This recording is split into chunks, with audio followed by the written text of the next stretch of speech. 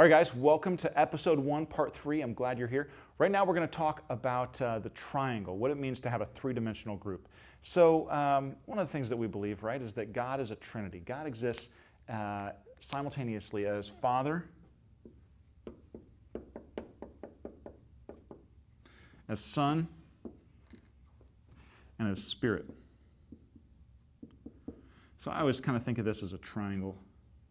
The Father sent the Son sent the Spirit, economic Trinity for those of you that are into such things. But this is kind of what we believe, that God is three yet one.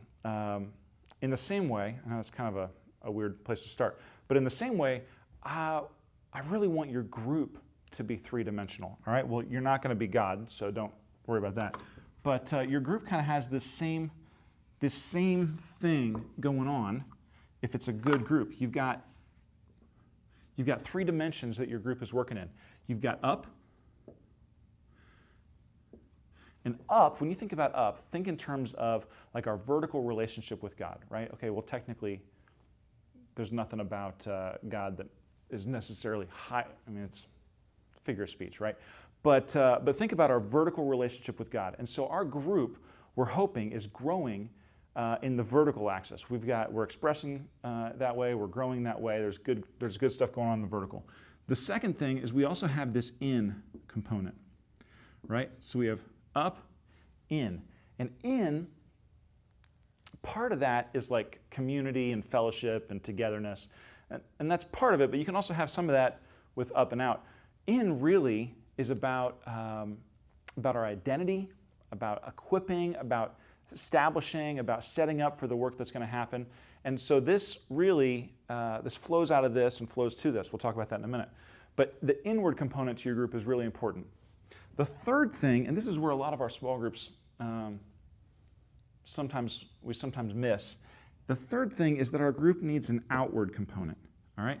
So we've got up, we've got in, but we also need out. And out is like everything that's alive has stuff coming in and stuff going out, right? Whether it's a body of water, whether it's a organism, if you don't ever get rid of anything, then if nothing ever flows through you, then you get kind of bloated and nasty, right? So it's 100% the case that our groups need an outward component as well. So you see this all the way through the Old Testament, right? God says to Abraham, I'm blessing you to be a blessing, right? It's not, I'm blessing you to be a blessing. It's not just for you. Everything I do for you, I'm also doing for other people through you. And so all of us are meant to be kind of pipes, conduit, right, of God's grace. Your group's the same way. So when I look at a successful group, when I look at a healthy group, one of the things I'm looking for is there an up component, an in component, and an out component. Now, there's two things about this that kind of the way this plays out. Usually, we're really good at one of these, we're okay at the second, and we're not good at the third. So that's going to be true of churches, it's going to be true of small groups, it's going to be true of all kinds of things, right? Mostly, if I had to guess, most of the groups at Whitewater are probably really good at these two things, right? We're good at up, we say, oh yeah, we're together, we're growing, we're getting to know Jesus better. We're growing in our knowledge and our following of Him. And we're good at in, man. We're together. We love each other. We take care of each other. We're growing in. We're getting stronger. A lot of us don't do a great job of kind of rounding the corner and out. What is the way that we're impacting the world? How are we doing kingdom work? How are we bringing the kingdom from heaven to earth? What are we doing there? So this is the part that is a lot of times a struggle for us. It's okay. I'm not mad about it. It is what it is. But I do want us to think in terms of how are we growing up? How are we growing in? How are we growing out? Now, this is a foundational shape. We'll do this a lot. If you talk to me much, we're going to talk about this plenty, because the same thing is just true of you as a leader. Like you as a leader need to be thinking, what am I doing that's drawing me up? How am I growing up? How am I growing in? How am I growing out? Now, you notice I keep going this way, right? I keep going up, in, out. I don't go backwards. I always start with up, and that's actually intentional. See, everything starts with God, right? Everything starts with God. And we could talk about this I could draw this triangle like 8 different ways, but everything starts with God. And so you almost want to think about like a little break right here. Just a little, did a little more there. Almost like a broken triangle, because we don't want to go this way. A lot of us, we say, okay, well, I love God. I'm all about God. I believe in God. And therefore, I want to just do a lot of stuff for him. And that, I mean, that's a normal thing. But what happens 100% of the time is that we burn out when we do this, because we are saved. Let me say it this way.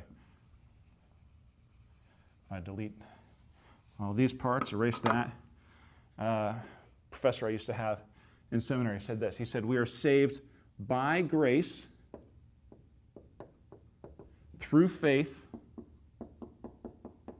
for good works. We're saved by grace through faith for good works. And what that lays out as is if we try to make it where we are doing everything on our own, just for the sake of doing it, we wear out, we burn out, we don't have enough fuel. So what happens when we start with up always starts, is that God transforms who we are, right? He transforms our identity, and then based on that new identity, then good works should naturally flow, right? So this is a normal, healthy, this is what it looks like. Same thing in your group, right? So if your group if we start here and we say, man, we just want to grow up, we want to grow closer to God, that's good. What should naturally come out of that is that our lives should actually be changed by that, right? Our identity, we're being equipped for good works, all these things are happening. That should be naturally flowing out of this. If not, then there's some sort of disconnect here. But if we're being equipped to go and do and lead and change and impact the world for Jesus, that should naturally lead to some sort of outward peace, right? And so up should lead to in, should lead to out. Does that make sense? So we'll have plenty of other ways to use that, but I wanted to introduce that idea to you for now. So thank you so much for watching this. Go ahead and watch the next video and you'll finish up episode 1. Thanks, guys. Bye.